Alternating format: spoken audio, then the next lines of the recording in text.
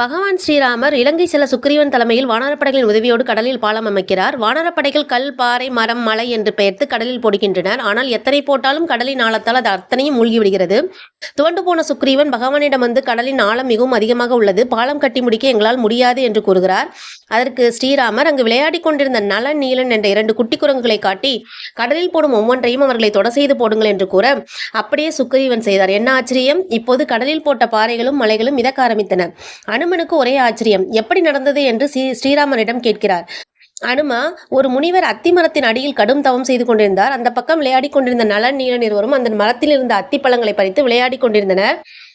அந்த பழங்கள் முனிவர் மீது விழுந்தது. கோபத்தில் கண் விழித்த முனிவர் தன் கமண்டலத்தில் இருந்த நீரை எடுத்து கைகளை ஓங்கியபடி மரத்தை அண்ணாந்து பார்த்தார். அங்கே 2 இளம் குரங்கு குட்டிகள் விளையாடி கொண்டிருப்பதை பார்த்து முனிவர் மனம் இலகுகிறது.